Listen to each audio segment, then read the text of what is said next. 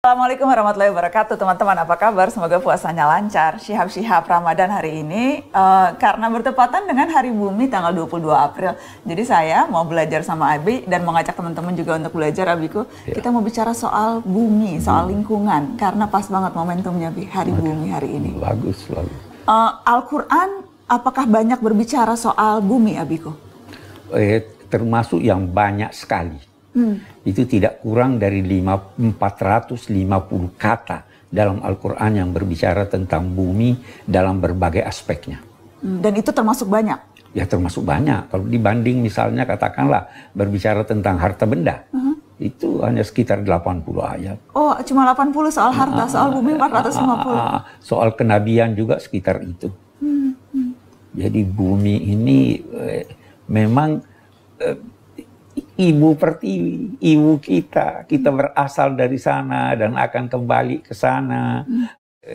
Bahkan kita bisa berkata, ketika Allah Subhanahu wa Ta'ala menyampaikan dalam dua tanda petik rencananya untuk menciptakan manusia, itu dinyatakannya bahwa saya akan menjadikan makhluk yang bertugas di bumi sebagai khalifah. Itu malaikat langsung bertanya, apa kamu akan menciptakan makhluk yang akan merusak di bumi? Malaikat langsung tahu manusia akan merusak bumi. Beda-beda pendapat ulama. Dari mana ini malaikat lantas timbul itu? Boleh jadi bahwa dia merasa bahwa mereka lebih wajar karena mereka terus bertasbih sedangkan ini makhluk tidak bertasbih nanti.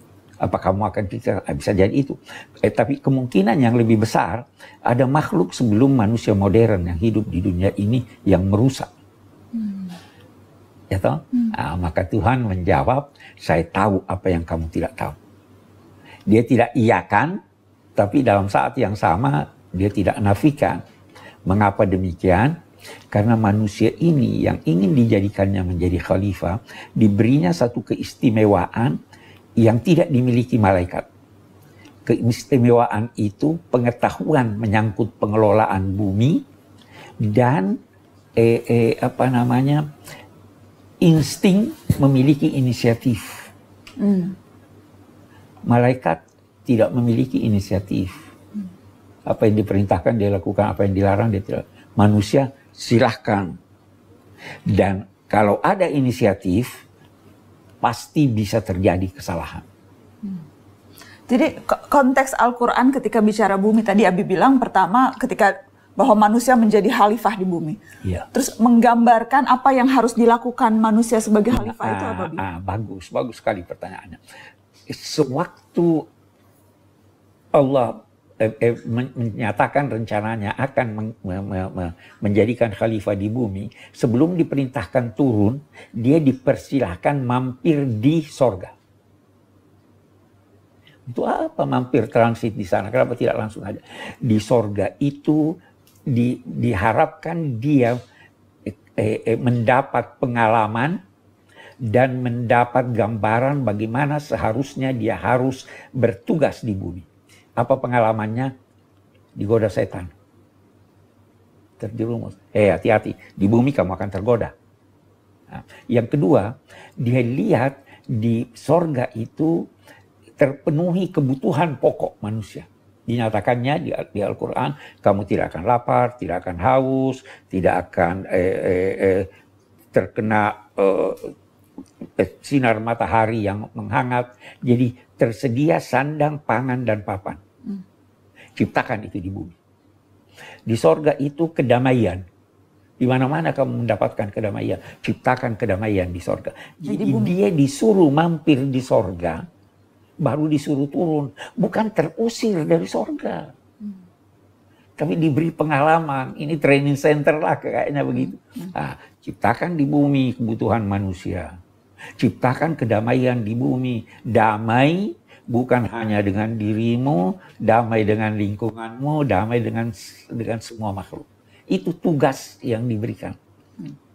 Dan kalau konteksnya menjaga bumi, berdamai dengan bumi, adakah misalnya perintah yang lebih spesifik yang ada di Al-Quran atau tuntunan bagaimana manusia berdamai dengan bumi? Oh, banyak sekali juga itu, karena kita katakan banyak. Pertama, Allah sebelum manusia diciptakannya dan ditugaskannya di bumi, diaturnya sistem kesinambungan bumi dan kelestarian kesejahteraannya. Sistem itu menyatu, kait berkait antara tanah, langit, manusia, kait berkait. Itu dinamainya islah. Jangan merusak di bumi setelah Tuhan memperbaikinya. Kenapa memperbaikinya? Sebelum kamu ada makhluk. Sekarang saya perbaiki dia. Sekarang ada sistem, ada kaitan antara sikapmu dengan tumbuhan. Ada kaitan antara sikapmu dengan gempa. Ada kaitan semuanya. Pelihara bumi, pelihara kelestariannya dengan memperhatikan sistem yang ada di bumi ini. Jangan melanggar sistem itu. Jangan nebang pohon karena akan banjir. Ya tak? Misalnya begitu. Jadi dan dalam konteks itu Allah juga mengatakan bahwa jangan menganggap dirimu tuan di bumi ini. Jangan menganggap tuan di bumi. Jangan menganggap dirimu tuan. Kenapa? Kamu dari bumi dan akan kembali ke bumi. Turunlah ke bumi dan bersahabatlah dengan bumi. Tuhan telah mempermudah buat kamu bumi. Tuhan yang mempermudah kepada kamu. Itu ada ayat famshu fi man waladhi ja'alakumul arda zalulan famshu fi manakibiha wa kulu birrizqihi. Hei, dialah yang menjadikan bumi itu buat kamu bagaikan mudah, bagaikan kemudahan kamu menunggang binatang. Binatang ini kamu bisa ambil susunya. Binatang ini kamu tunggangi. Dia tidak rewel. Tidakkah kamu melihat itu kuda? Dia bisa menerjang, tapi kamu bisa kendalikan dia. Kalau tidak, jadi pelajari dia supaya kamu bisa mengendalikan dia. Tidakkah kamu lihat itu binatang kita, gajah yang begitu besar? Tuhan tundukkan itu gajah yang begitu besar. Anak kecil pun bisa menuntunnya. Karena itu misalnya kalau menunggang kuda, menunggang binatang, ucapkanlah subhanalladzi sakhkhara lana hadza wa ma kunna lahu muqrinin.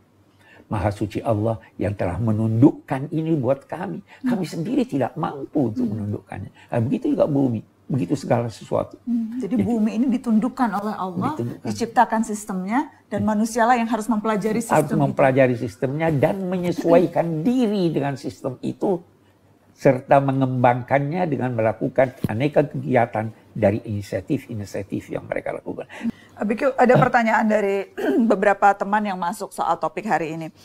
Yang pertama ini karena soal bumi, ada yang tanya, Abiku, apakah bumi itu bulat atau datar? Karena di Al-Quran ada ayat yang menyebut bahwa bumi itu datar. Betul. Ya, memang ada isu itu. Tapi Abi pikir itu orang yang tidak mempelajari kosakata Al-Quran. Tuhan menyatakan dia menciptakan bumi ini untuk kamu datar. Khalaqalakum waladzi ja'alal arda bisata. Menjadikan bumi ini untuk kamu datar. Tapi ada juga ayat yang menyatakan khalaqal arda, menciptakan bumi. Ada perbedaan antara menciptakan bumi dan menjadikannya datar. Menjadikan itu sesuatu sudah wujud lalu diubah sehingga menjadi, ya kan? Allah menciptakan bumi ini bulat atau lonjong, ya toh? Menciptakan, tapi menjadikan buat manusia datar sehingga kemanapun manusia melangkah dia tidak lihat bumi.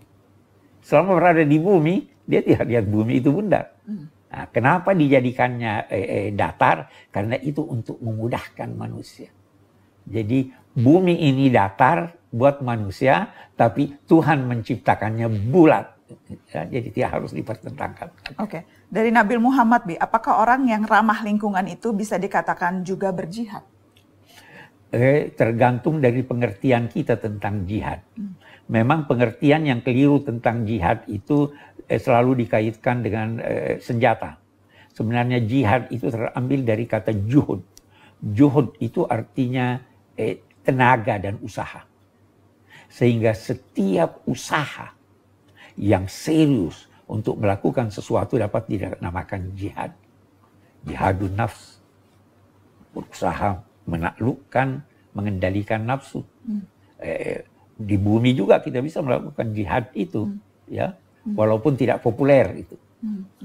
Tapi berarti memang menjaga lingkungan, Bi. Hukumnya itu dibebankan kepada masing-masing individu atau itu sesuatu yang kolektif? Individu dan kolektif. Ya toh, setiap orang harus menjaga, karena itu ada dikatakan begini. Ada ayat, wala tus'alunna yauma idzin 'anin na'im. Kalian akan diminta pertanggungjawab menyangkut nikmat yang engkau peroleh. Ada satu orang berkata, saya nggak ada nikmat, saya ini miskin. Hei, bukankah kamu pernah berada di bumi? Bukankah kamu pernah minum air segar? Bukankah kamu pernah berjalan di rumputnya? Setiap tetes hujan yang tercurah dari langit, setiap hembusan angin yang bertiup di udara, setiap jengkal tanah itu harus disyukuri dan dinikmati. Jadi setiap orang begitu. Kemudian ada secara kolektif. Kita bersama-sama melestarikan bumi. Karena yang membuat seorang yang membuat satu kotoran itu bisa mengalahkan 10 orang yang membersihkan. Jadi perlu ada. Karena itu ulama-ulama masa kini, sekian banyak di antara mereka menggarisbawahi bahwa salah satu tujuan pokok kehadiran agama itu memelihara lingkungan. Dulu kerusakan belum separah dewasa ini. Orang belum terlalu sadar, walaupun agama sudah mengingatkan tentang itu. La tufsidu fil ardh. Jangan merusak di bumi. Merusak di bumi itu sejajar dengan memerangi Tuhan. Itu ada ayat di suratul Maidah.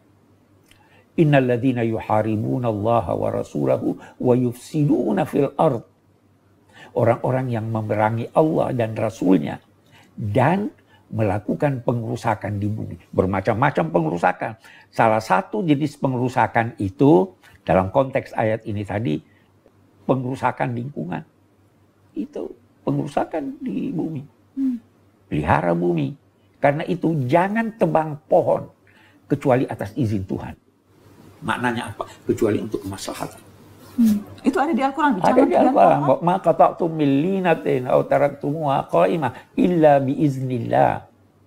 Jangan tebang pohon kecuali seizin Allah Subhanahu wa taala, yakni sesuai dengan tuntunan-tuntunannya. Itu spesifik di Al-Quran. Di Al-Quran ada itu waktu Nabi mengepung musuh, ada satu pohon korma atau 2 yang ditebang. Orang-orang yang non-muslim pun berkata, kamu merusak. Turun ayat, ma qata'tum min linatin aw taraktumuha qa'imah fa biiznillah. Tidak ada satu pohon yang kamu tebang atau kamu mengizinkan untuk tumbuh kecuali harus dengan seizin Tuhan. Jadi sangat-sangat memperhatikan soal tumbuhan, soal lingkungan dan lain-lain sebagainya. Dalam konteks itu tumbuhan sebagai makhluk yang diciptakan Allah juga, apakah memang ada riwayat bagaimana atau Al-Quran menggambarkan apakah memang punya rasa tumbuhan ini? Ada, bahkan segala sesuatu di dalam Al-Quran dan dikatakan wa in min syai'in illa la yusabbihu bihamdihi walakin la tafqahuna tasbih. Tidak ada sesuatu pun di permukaan bumi ini kecuali bertasbih. Hanya kamu tidak tahu bagaimana dia bertasbih. Ya jibalu awwibi ma'ahu wat-tayr. Wahai gunung, ulang-ulangilah tasbihnya Nabi Daud. Jadi semua bertasbih. Nah, kita lihat sekarang kalau kita bicara tumbuhan, mau tumbuhan subur, kasihanilah dia. Lakukan hubungan mesra dengannya. Karena hubungan itu, ada hubungan itu. Bahkan main bola, lihat. Kalau ada penalti, itu pemainnya biasa cium bola. Itu ada hubungan, rasa. Padahal itu benda mati. Padahal itu benda mati. Karena memang kalau kita kembali ke sejarah, ke sirah Nabi, Nabi bersabda bahwa ada batu yang mengucapkan salam kepada saya. Di dalam riwayat, mimbar Nabi yang terbuat dari pohon ketika akan diganti, terdengar tangisannya. Ini suprarasional. Tetapi yang pasti, ilmuwan mengakui bahwa tumbuhan adalah makhluk hidup. Dia bisa berkomunikasi antara satu tumbuhan dengan tumbuhan lain. Dan kita bisa berkomunikasi dengan tumbuhan. Sayangilah itu. Karena itu, memetik kembang sebelum mekar bukan akhlak Islam. Pelihara tumbuhan, pelihara binatang sehingga mencapai tujuan penciptaannya. Kembang itu tujuannya supaya lebah datang mengisap, supaya kita pelihara itu.